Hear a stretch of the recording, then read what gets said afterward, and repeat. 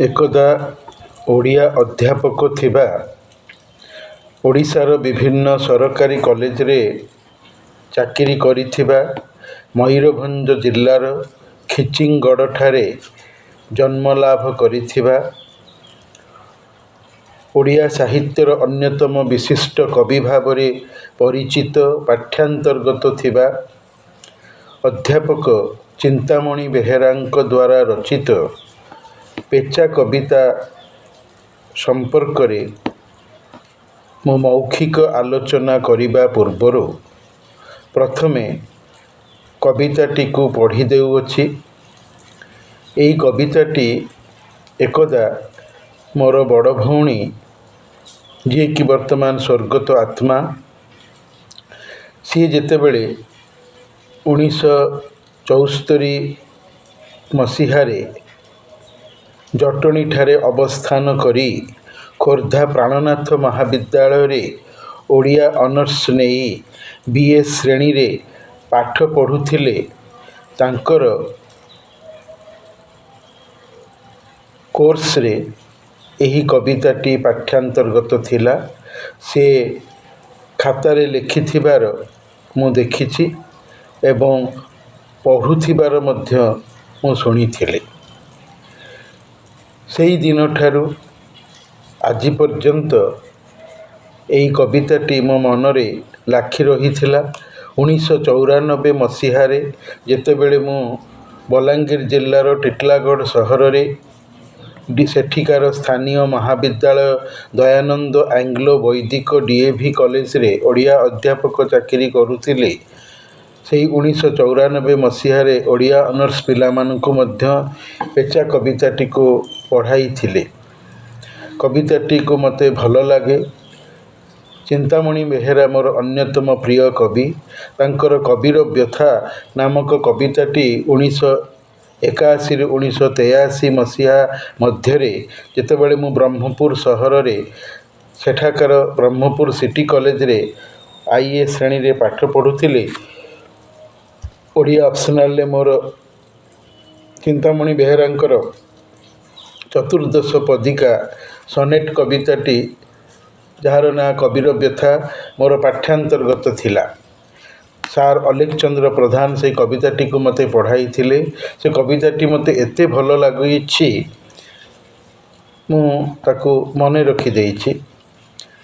एकांत जहा व्यक्तिगत अटे ताहा पवित्र स्वर्गीय होई थाउ से पछके इंद्रियर कुश्चित बासना कबीर प्रशांत चक्षे महत्तम होई पारे हेय तुच्छतम होई पारे कवि पक्षे अमृत साधना करिबाकु ताहा आत्मीय कबीर जे एई दुखानल अहरह जले प्राणी भस्मीभूत करे तार चित्त एकाधारे द्राक्षा फल बकजंत्र सुंढी निशाखर कवि अटे पिए चिरकाल से एकाठी विषामृत क्यों दुष्ट ग्रह अधिवासी के निर्मम शैतान जेबे कवि लुहे हरि खेली प्राणी खोले दुरारोग्य क्षत से क्षति आत्मीय करी सुखीनर देवशक्ति तेवे फुटाए कबीर हृदय फाल्गुनीर फगुड़ प्रभात अनंत नर्के मो सड़े हत्या करू पछे मते व्यथा कवि होई रहे चाहिबाकू स्वर्ग नर्क संग्रामर गाथा।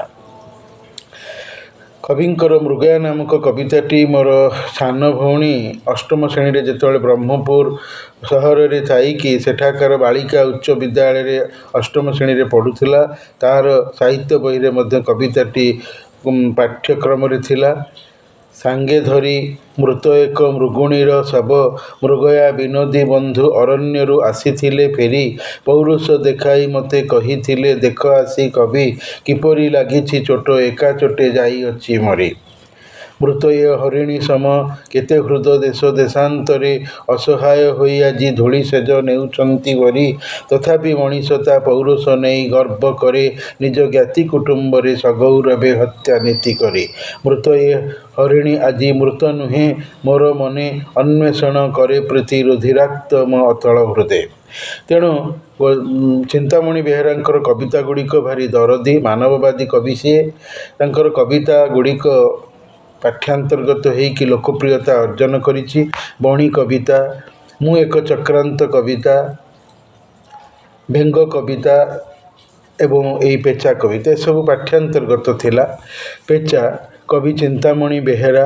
କେଉଁ ଦୂର ତରୁ ଶାଖେ ପଲ୍ଲବ ଗହନେ ବସିଅଛ ସଙ୍ଗୋପନେ ତୁମେ କୁଳବୃଦ୍ଧ ଜ୍ଞାନବୃଦ୍ଧ ପେଚା ମଧ୍ୟରାତ୍ରି ଅନ୍ଧକାର ଭେଦି ଶିହରାଇ ଧରଣୀର ଦେହ ମନ ସ୍ନାୟୁ ନିଦ୍ରାକାମୀ ପ୍ରାଣ ତାର ଧମନୀ ହୃତ୍ପିଣ୍ଡ ଭାସି ଆସେ ତୁମ କଣ୍ଠସ୍ୱର ଅଶୁଭ କର୍କଶ କ୍ଳାନ୍ତ ତୁମ କଣ୍ଠସ୍ୱର ସତ୍ୟଦ୍ରଷ୍ଟା ସାଧକର ସମ ବସି ଏକ ସ୍ଥିର ଯୋଗାସନେ କି ବାର୍ତ୍ତା ଦେଉଛ ତୁମେ ସେ ବାର୍ତ୍ତା କି ଏଡ଼େ ଅମଙ୍ଗଳ ଅସ୍ୱାଦ୍ୟ ଅପ୍ରିୟ ତିକ୍ତ ମର୍ତ୍ତ୍ୟବାସୀ ନରନାରୀଠାରେ ହୁଏତ ସେ କଟୁ ସତ୍ୟ ଭାଷ ଗ୍ରହଣେ ଶ୍ରବଣେ ବାଞ୍ଛା ନାହିଁ ମାନବର ତାହାଠାରେ ସ୍ୱାଦ୍ୟପ୍ରିୟ ଅନ୍ଧକାର ସୁଖକର ନିଦ୍ରା ସହଜ ସାଧନ ସୁଖେ ଅନ୍ଧକାର ନିଦ୍ରାର ଆସ୍ୱାଦେ ଲାଳିତ କି ନୁହେଁ ତୁମ ତନୁ ଏ ସ୍ଥବିର ଜ୍ଞାନବୃଦ୍ଧ ପେଚା ଜୀବନର ଅଭିଶାପ ମଣିଷର ପାପ ଦୁଃଖେ ଯେତେ ଶିରେ ବହି ସବୁ କ୍ଲେଶ ଭାର ଅଭିଶପ୍ତ ସତ୍ୟଦ୍ରଷ୍ଟା ସମ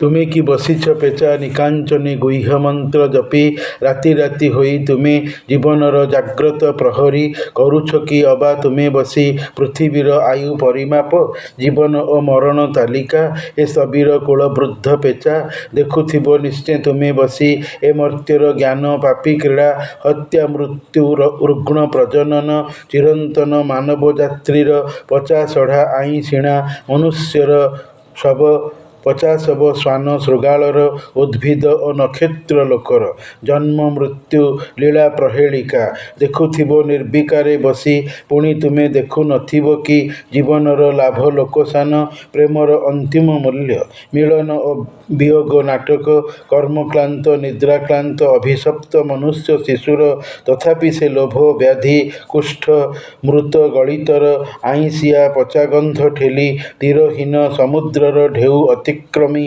ବାରମ୍ବାର ଫେରିଆସେ ଜୀବନର ବେଳାଭୂମି ପରେ ଜୀବନର ସ୍ୱାଦୁ ପାଇବାକୁ ଜୀବନର ସ୍ତୁତି ଗାଇବାକୁ ବାରମ୍ବାର ପୁଣି ବଞ୍ଚି ଉଠେ ନୂତନ ନିଶ୍ୱାସେ ନୂତନ ବିଶ୍ୱାସେ ପଢ଼ିବାକୁ ନକ୍ଷତ୍ରର ଲିପି ଗଢ଼ିବାକୁ ଜୀବନର ମୂଲ୍ୟ ହୁଏତ ଏ ହୋଇପାରେ ପଟ୍ଟଭୂମି ଶାଶ୍ୱତ ଯାତ୍ରୀର ଭାଗ୍ୟଲିପି ମାନବ ଶିଶୁର ତୁମେ କି ନଥିବ ଜାଣି ଏହି ଗ୍ରହ ଜଗତର ଭାଷା ରାତ୍ରିର ରହସ୍ୟ ଏ ସ୍ଥବିର ଜ୍ଞାନବୃଦ୍ଧ ପେଚା ମଧ୍ୟରାତ୍ରି ଅନ୍ଧକାରେ ନିଦ୍ରା କୋଳେ ଯେବେ ଅଚେତନ ଏ ଜଗତ ନରନାରୀ ସ୍ୱପ୍ନ ହାତେ ତୋଳି ଦେଇ ଅଙ୍ଗ ଭୁଲିବାକୁ ଦୁଃଖ ଦୈନ୍ୟ କ୍ଳାନ୍ତି ପାର୍ଥିବ ଜଞ୍ଜାଳ ସେତେବେଳେ ତୁମ ଆଖିପତା ତିଳେ ହେଲେ ନଛୁଏଁ କି ନିଦ ଏ ନାବିକ ରାତ୍ରି ସାଗରର କୂଳବୃଦ୍ଧ ଜ୍ଞାନବୃଦ୍ଧ ପେଚା ଦିବସରେ ଅଧ୍ୟୟନେ ଗତିକ୍ଳାନ୍ତ ଯାତ୍ରୀ ମୁହିଁ ଏକ ପ୍ରାଣେ ମୋର ତାପ ଖାଲି ତୃଷା ସ୍ୱାର୍ଥର କ୍ରନ୍ଦନ ମୋର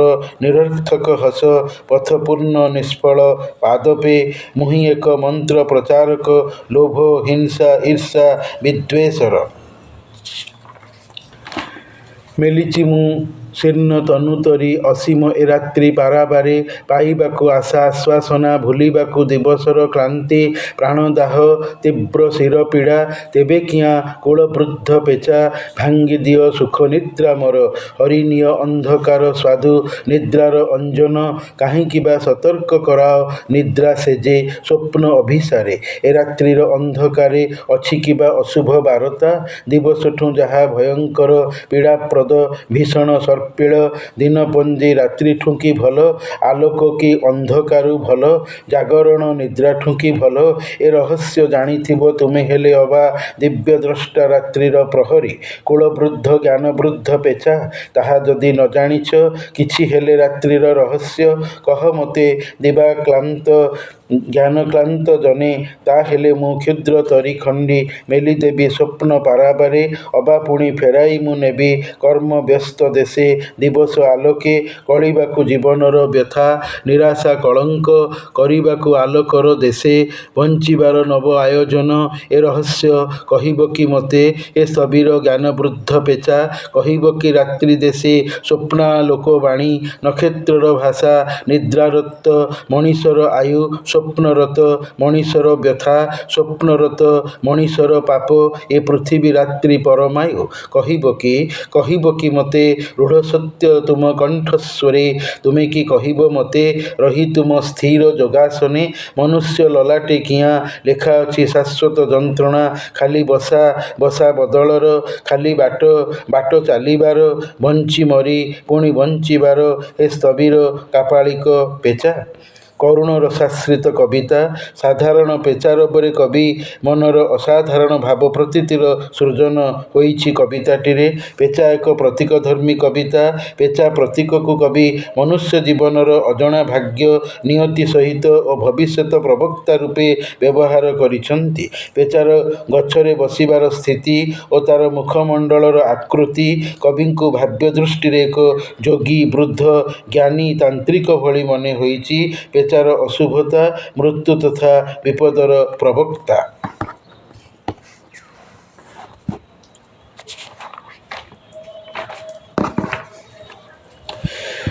ପେଚା। କବି ଚିନ୍ତାମଣି ବେହେରା। କେଉଁ ଦୂର ତରୁ ଶାଖେ ପଲ୍ଲବ ଗହନେ, ବସିଅଛ ସଙ୍ଗୋପନେ ତୁମେ କୁଳବୃଦ୍ଧ ଜ୍ଞାନବୃଦ୍ଧ ପେଚା। କବି ରାତିରେ ଶୋଇଛନ୍ତି, ହଠାତ୍ ପେଚାରବ ଶୁଣିଛନ୍ତି। ପେଚା ହେଉଛି ଏକ ଅଶୁଭ ପକ୍ଷୀ।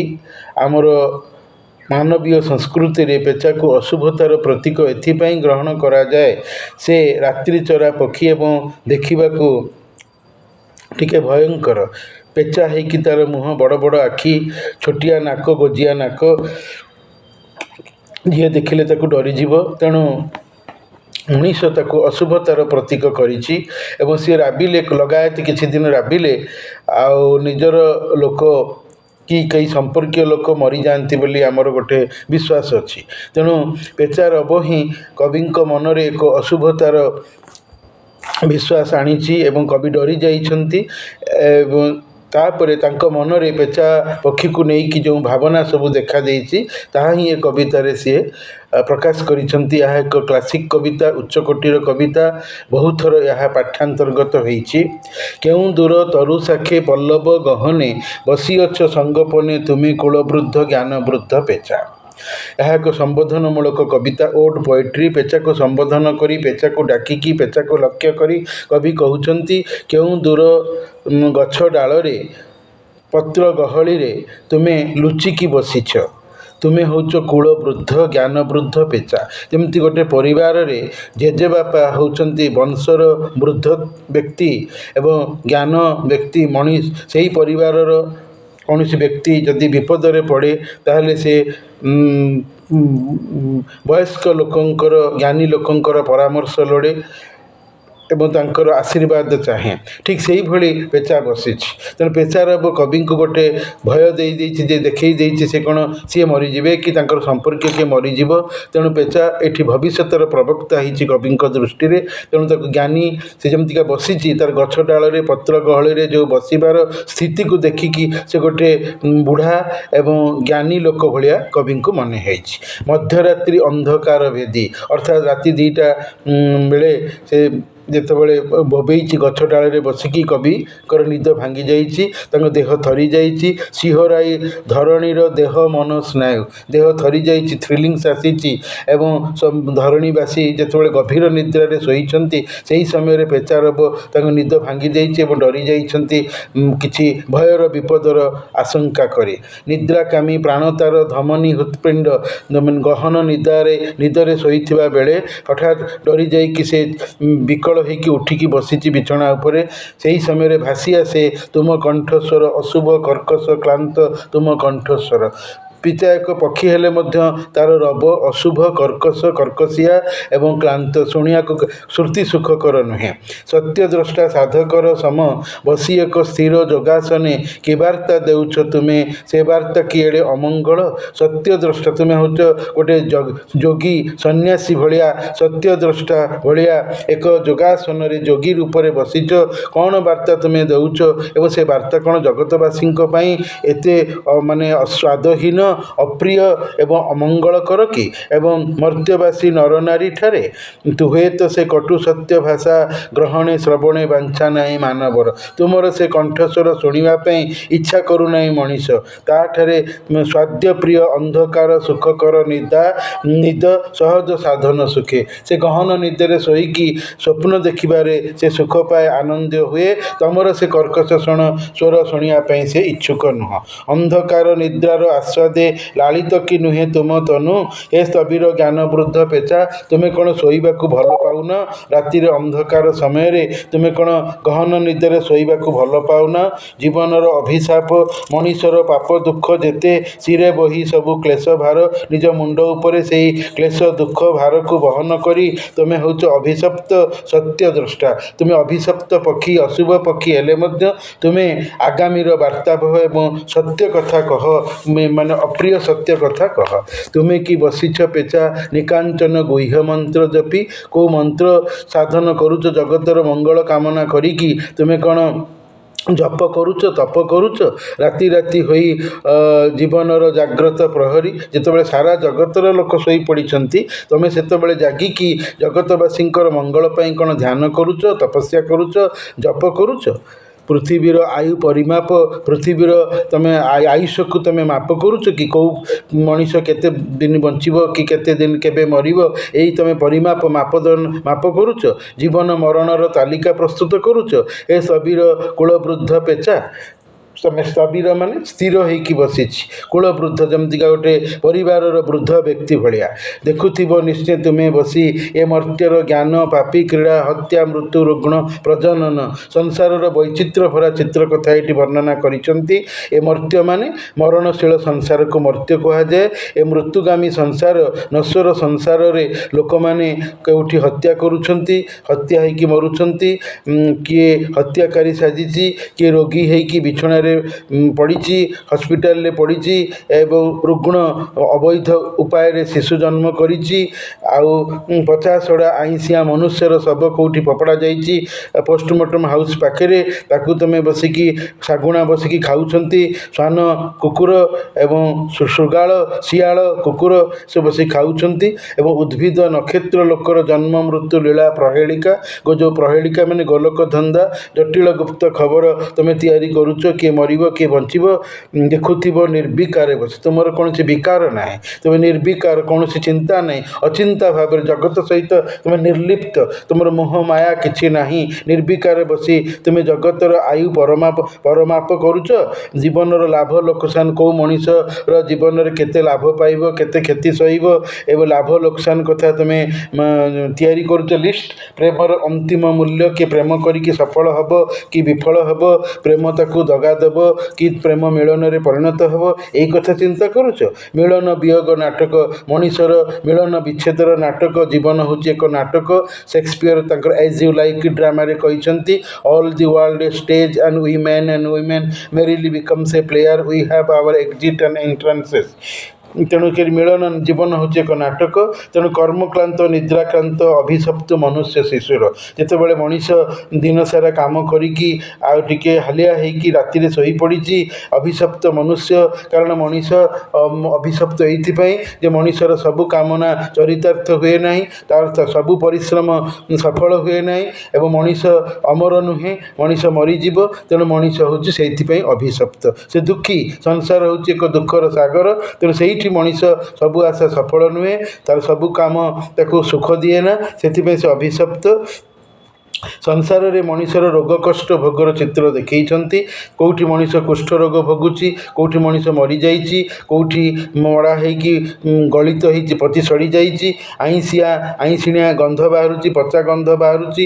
ତୀରହୀନ ସମୁଦ୍ରର ଢେଉ ଅତିକ୍ରମୀ, ପୁଣି କେଉଁଠି ସମୁଦ୍ର ଘୋର ଗର୍ଜନ କରିକି କାଳ ସମୁଦ୍ର ତାର ପଟ ପରିବର୍ତ୍ତନ କରିଦେଇଛି, ବାରମ୍ବାର ଫେରିଆସେ ଜୀବନର ବେଳାଭୂମି ପରେ। ଯେମିତି ସମୁଦ୍ର ବେଳାଭୂମିରୁ ପୁଣି ଫେରିଯାଏ ଭିତରକୁ, ସେମିତିକା ମଣିଷ ସଂସାରରେ ଦିନସାରା କର୍ମ କରେ, ପୁଣି ରାତ୍ରି ବେଳକୁ ତା'ର ଘର ବେଳାଭୂମିକୁ ସେ ଫେରି ଆସେ କାଳ ସମୁଦ୍ରରେ ଭାସି ଆସିକି। ଜୀବନର ସ୍ୱାଦ ପାଇବାକୁ ଜୀବନର ଟେଷ୍ଟ କ'ଣ? ସୁଖ ଦୁଃଖ, ଅଭାବ ଅସୁବିଧା, ହର୍ଷ ବିଷାଦ, ଉତ୍ଥାନ ପତନ, ପ୍ରେମ ଘୃଣା, ହତ୍ୟା ରକ୍ତପାତ, ଭଲ ପାଇବା ଘୃଣା କରିବା, ଷଡ଼ଯନ୍ତ୍ର କରିବା, ଏଇସବୁ ଜୀବନର ହେଉଛି ଗୋଟେ ଟେଷ୍ଟ, ଜୀବନର ଗୋଟେ ଗୋଟେ ସ୍ୱାଦ, ଜୀବନର ସ୍ତୁତି, ଜୀବନର ପ୍ରଶଂସା ଗାନ କରିବା ପାଇଁ ପୁଣି ବାରମ୍ବାର ବିଫଳ ହେଉଛି, ପୁଣି ବଞ୍ଚିବାର ଆଶା ରଖୁଛି।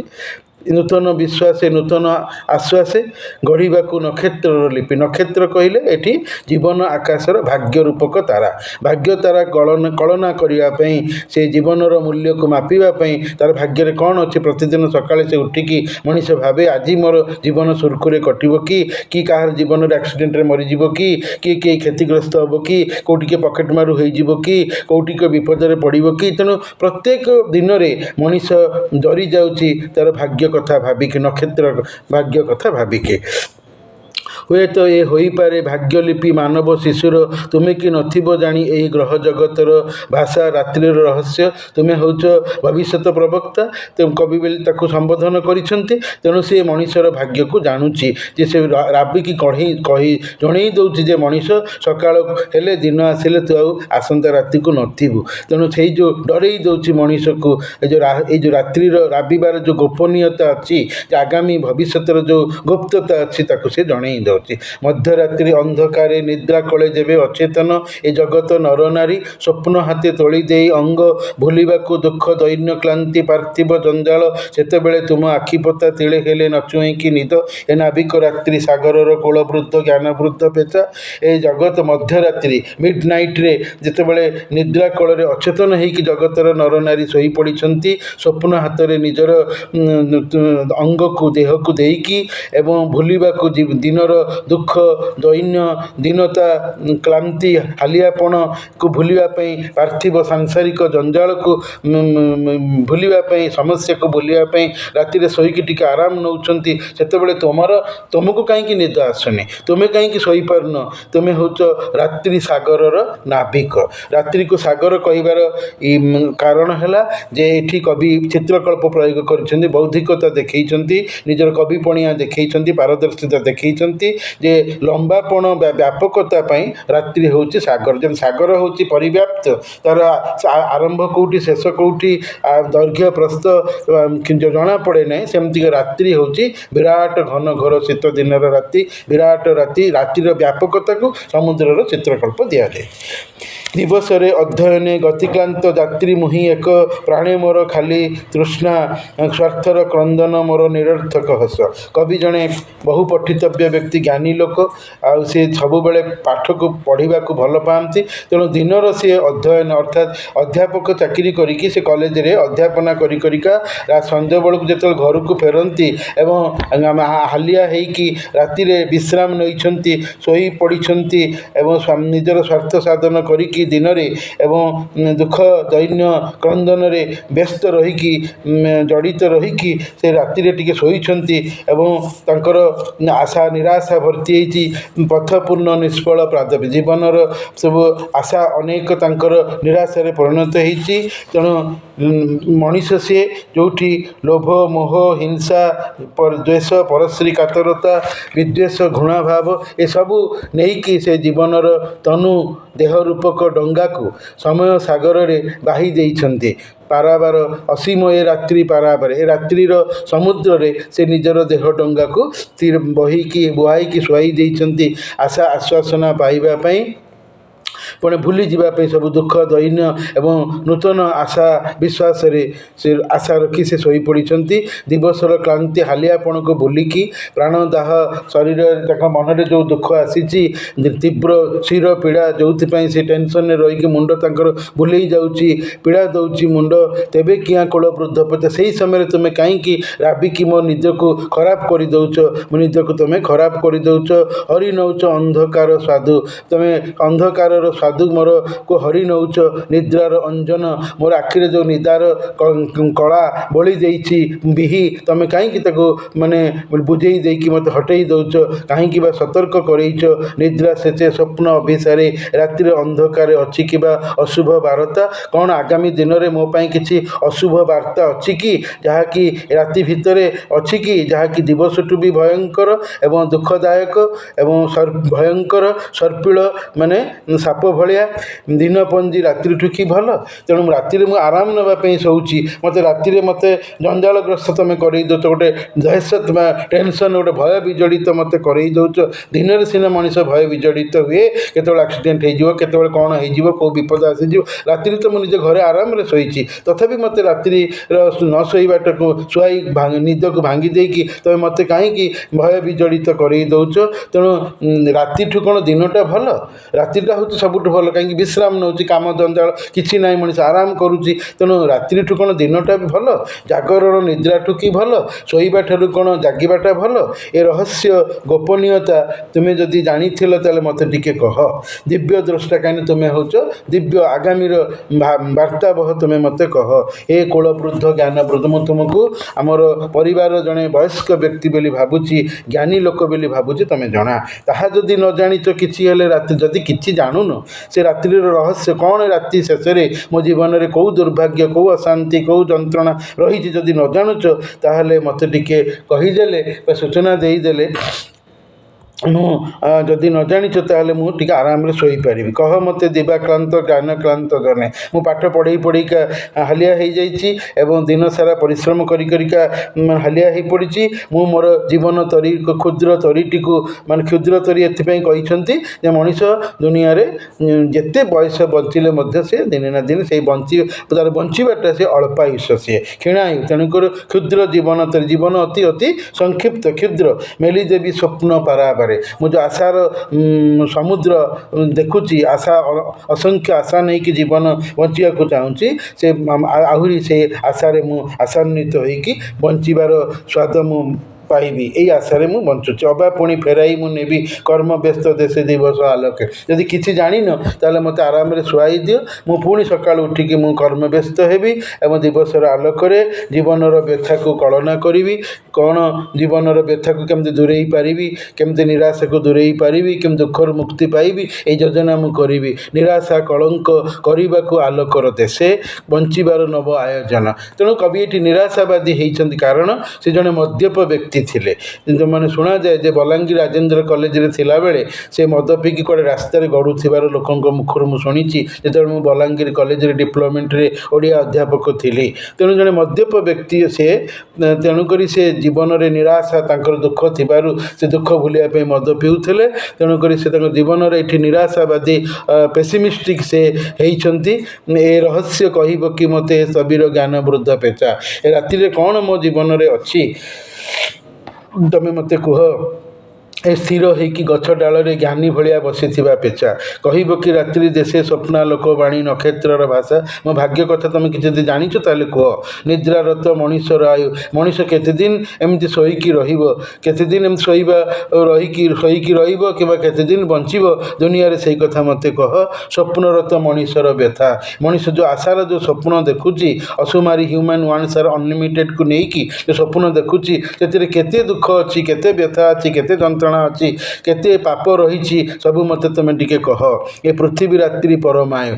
ए पृथ्वीर रात्रि पर ए पृथ्वी केते जुग पर्यंत बंचिब केते जुग पर्यंत पृथ्वी रात्रिर आयुष अच्छी तमें मत कह अर्थात पृथ्वी मो जीवन मनीषर जीवन कौ पर्यंत अच्छी कहब कि मते रूढ़ सत्य तुम कंठस्वर तुम कर्कश क्रूर कंठस्वर मते तुम्हें कह रही तुम स्थिर जोगासने जमीक जोगी भाया तुम बसीच मनुष्य ललाटे किया लेखा अच्छी शाश्वत जंत्रणा कवि पेचा को पचारि मनीष भाग्य कहीं एत दुख लेखाई सुख तो बहुत कम दुख बेसी दुख भाग बेसी कहीं मनीष भाग्य एत दुख लेखाई एवं मनीष बसा बदलाऊँ एठू सेठी सेठू एठिकी तार माने बसेरा तार बसा बदलाऊँ तार रहिबा बदलाऊँ ଯିବା ଆସିବା କରୁଛି ପେଟ ପାଟଣା ଚିନ୍ତା ପାଇଁ ଏଣୁ ତେଣୁ ସେଠୁ ଏଠିକି ଏଠୁ ସେଠିକି ଯିବା ଆସିବା କରୁଛି, ବାଟ ବଦଳଉଛି, ପୁଣି ମରିଯାଉଛି, ଜୀବନ ମରଣ ଅବସ୍ଥାରେ ଅଛି, ପୁଣି ବଞ୍ଚିବାର ଆଶା ରଖୁଛି।